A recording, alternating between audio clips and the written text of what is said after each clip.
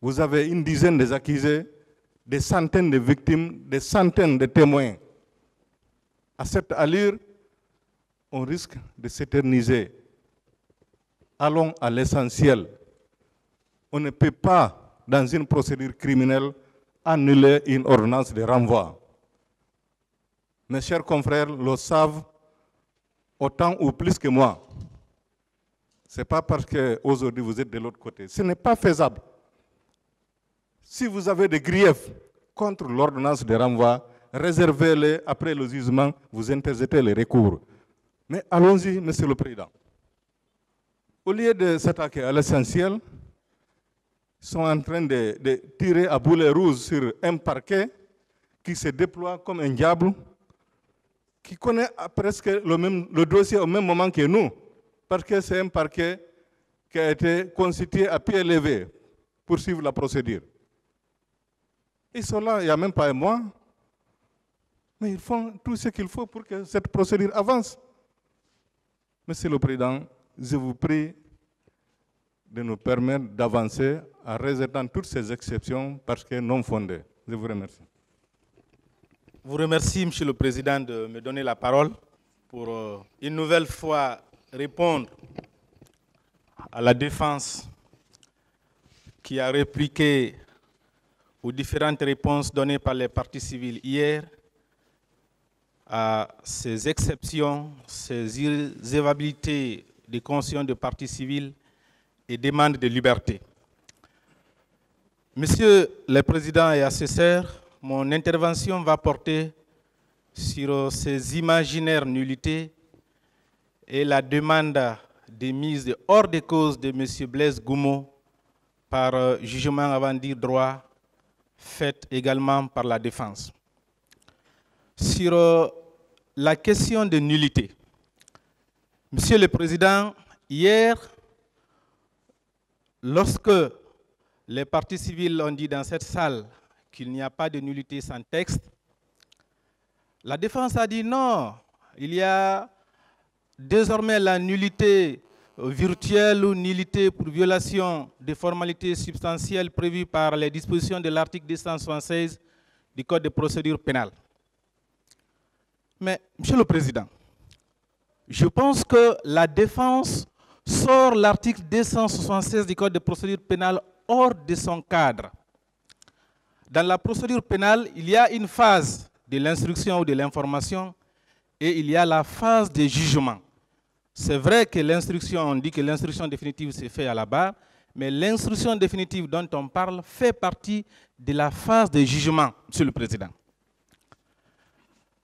Les nullités pour violation des formalités substantielles prévues à l'article 276 concernent certains actes, certaines pièces de l'information. C'est pendant la phase de l'information. Ce n'est pas à la phase de jugement ou de jugement. Non, pas du tout. Et cette nullité-là, Monsieur le Président, elle ne peut être prononcée que par la Chambre de contrôle de l'instruction. Pour s'en rendre à l'évidence, Monsieur le Président, il faut préciser que l'article 276 est précédé et annoncé par l'article 275 qui dit ceci. En toute matière, la Chambre de contrôle de l'instruction peut, au cours de l'information, être saisie aux fins d'annulation d'un acte du juge ou d'une pièce de la procédure par le procureur de la République, par les parties ou par le juge lui-même. L'article 276 apporte la précision. Il y a nullité lorsque la méconnaissance d'une formalité substantielle prévue par une disposition du présent code ou toute autre disposition de procédure pénale a porté atteinte aux intérêts de la partie qu'elle concerne. Mais le cadre est bien précisé. Ça, c'est avant l'ordonnance de renvoi et c'est par la Chambre de contrôle de l'instruction. Mais vous, votre tribunal n'est pas la Chambre de contrôle de l'instruction. Mieux que ça, Monsieur le Président, mais on ne vous a pas dit c'est quoi une formalité substantielle. C'est quoi une formalité substantielle? On ne vous l'a pas dit. Une formalité, qu'est-ce qui fait d'elle substantielle? C'est son caractère obligatoire et son influence. Mais les irrégularités, supposées irrégularités dont on parle ici, quel est le texte de loi qui les a rendues obligatoires? Mais qu'on nous le dise. Ces supposées irrégularités ont quelle influence sur la procédure ou la situation des accusés? Mais aucune. Rien de tout ça, Monsieur le Président. Et mieux que ça, il faut le marteler. La nullité pour violation de formalités substantielles n'est pas une nullité sans texte. Ce n'est pas une nullité virtuelle, ce n'est pas sans texte. Je fais lecture du texte de loi lui-même. Il y a nullité lorsque la méconnaissance d'une formalité substantielle prévue par une disposition du présent code. Prévue par une disposition du présent code. Ce n'est pas sans texte, ce n'est pas virtuel. La loi dit qu'il faut que ça soit prévu par le code lui-même. Comment on peut dire qu'on peut désormais parler de nullité virtuelle ou de nullité qui ne soit pas prévue par la loi? Ce n'est pas possible. C'est de la pure diversion, Monsieur le Président. À l'état actuel de notre législation, il n'y a pas de nullité sans texte. Et le deuxième élément, c'est le grief. Pour qu'il y ait une nullité, il faut qu'il y ait un grief. Il faut que la violation, supposée violation, change quand même la situation de la personne qui l'invoque. Ou porte atteinte à ses intérêts, c'est ce que dit le texte. Mais, s'il y a une erreur dans l'acte, dans l'exploit d'un huissier, qui n'a pour vocation que d'inviter les accusés à l'audience, ça change leur situation et les accusés sont déjà à l'audience. Qu'est-ce que ça change? Ça porte atteinte à leurs droits? Je n'en vois pas. Je le dis et je le répète. Je le reprends, je le répète. Il n'y a pas de nullité sans texte. Il n'y a pas de nullité sans grief. À l'état actuel de nos lois, les seules nullités qui peuvent être invoquées sans grief, ce sont les irrégularités pour vice de fonds, c'est tout. Mais tout ce dont on parle ici, il y a quelle irrégularité de fonds? Il n'y en a pas, Monsieur le Président. C'est pour vous dire que ça ne tient pas du tout la route.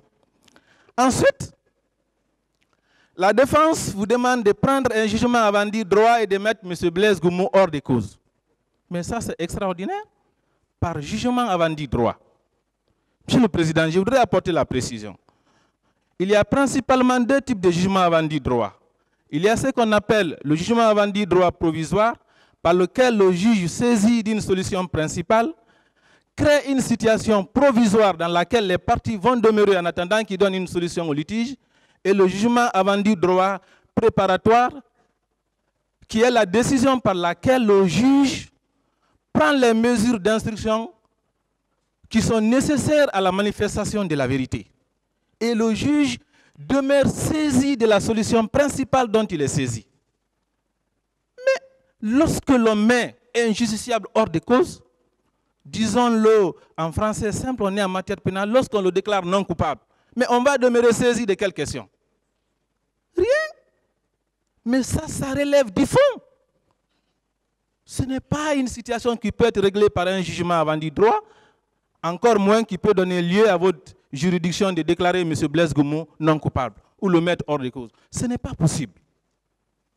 Si M. Blaise Goumou, à son égard, le juge d'instruction n'avait pas provoqué l'interrogatoire préalable avant de l'inculper, s'il ne lui avait pas notifié son inculpation, ce qu'on aurait demandé, c'était l'annulation pure et simple. Ce n'est pas le mettre hors de cause qui est une question de fond. Absolument pas. Monsieur le Président, je pense que nous sommes proches, tout proches de l'heure de la vérité.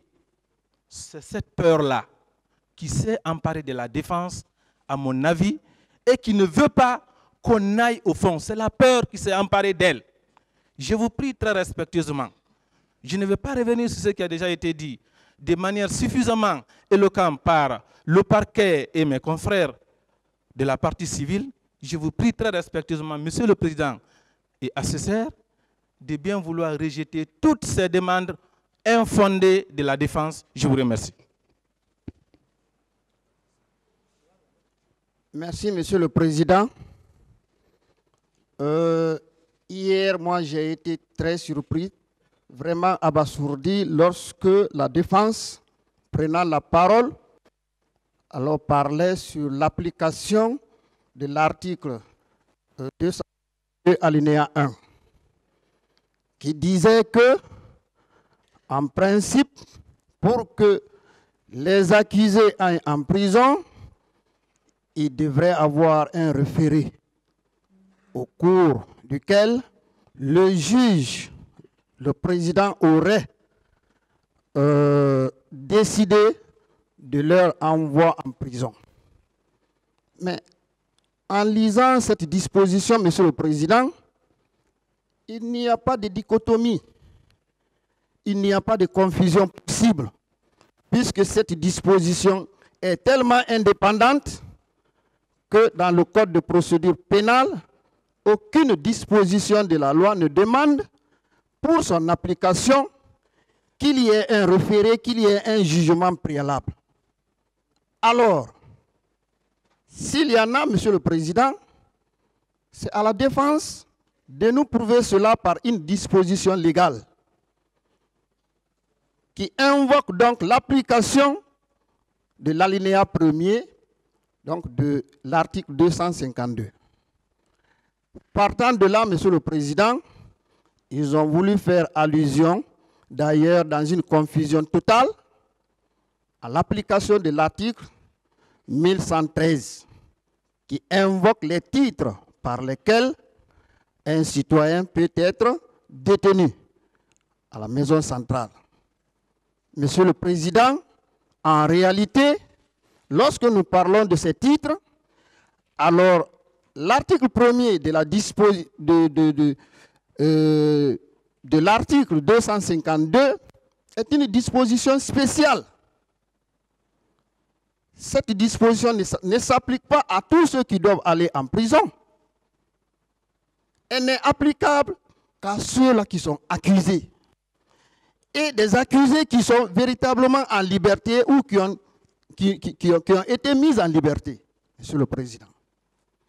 Et alors, une disposition telle que prévue par cet alinéa, Monsieur le Président, est une disposition d'ordre public, puisque le législateur n'a pas oublié de mentionner alors le terme « doit ».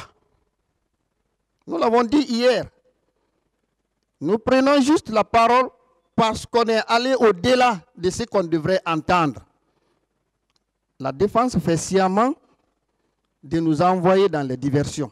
C'est cela la vérité. C'est cela.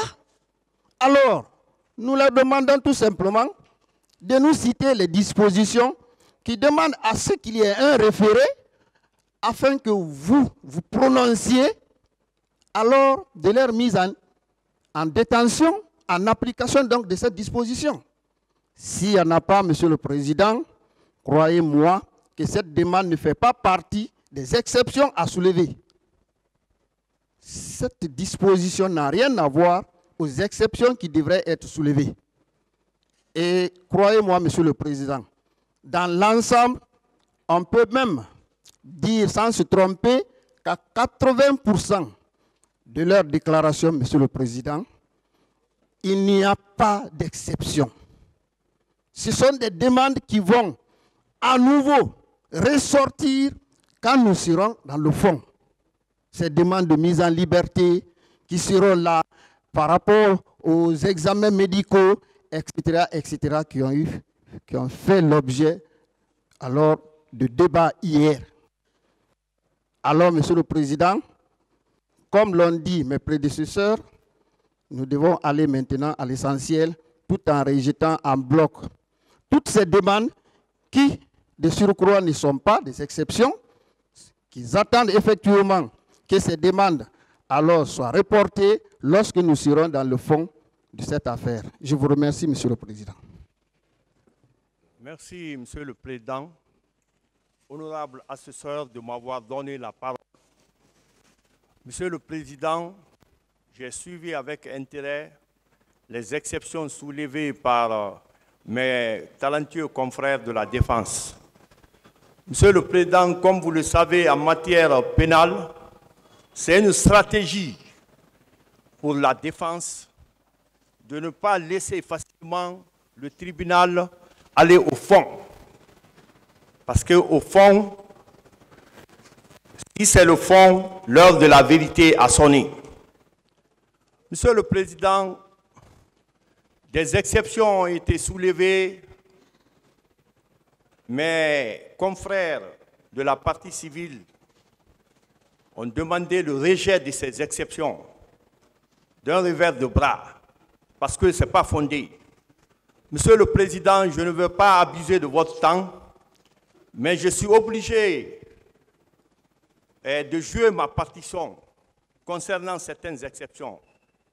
Monsieur le Président, on vous parle de l'annulation de l'arrêt de renvoi. Monsieur le Président, l'ordonnance de renvoi, c'est une ordonnance erga omnes. Elle purge toutes les nullités. Monsieur le Président, l'article 396 est clair. L'article 396 du Code de procédure pénale est clair. L'accusé et le ministère public ne peuvent interjeter appel contre les actes de la procédure et l'ordonnance de renvoi qu'après jugement de condamnation. Monsieur le Président, cet article est pertinent. Monsieur le Président, il y a des conditions limitativement énumérées pour dire quand est-ce qu'on peut attaquer l'ordonnance de renvoi. Lorsque, par exemple, le ministère public n'a pas été entendu. Mais dans ce dossier, le ministère public a été entendu. Lorsque les faits ne constituent pas un crime, mais les faits constituent un crime, il y a, la communauté internationale a été furieuse. La communauté internationale a réagi. Monsieur le Président, après ça, on parle d'erreur sur la personne, Monsieur le Président. Au lieu de Blaise Gomou, on dit Blaise Guémou. Monsieur le Président, ça, ce n'est pas une nullité, parce que l'article 383 du Code de procédure pénale règle cette affaire. Le président, dans un bref délai, interroge l'accusé à la maison centrale. Il s'appuie sur la ordonnance de renvoi. Il recueille des déclarations spontanées qui sont utiles. Monsieur le Président, Blaise Gomou a répondu. On pouvait parler de la nullité de ça lorsque on ne parle pas de... comment dirais-je? Il n'y a pas des noms, le nom et le prénom ne sont pas identiques. Au lieu de Blaise, on parle... Mais c'est toujours le même Blaise qui a comparu. Monsieur le Président, cette nullité doit être rejetée. On parle de l'annulation des certificats médicaux.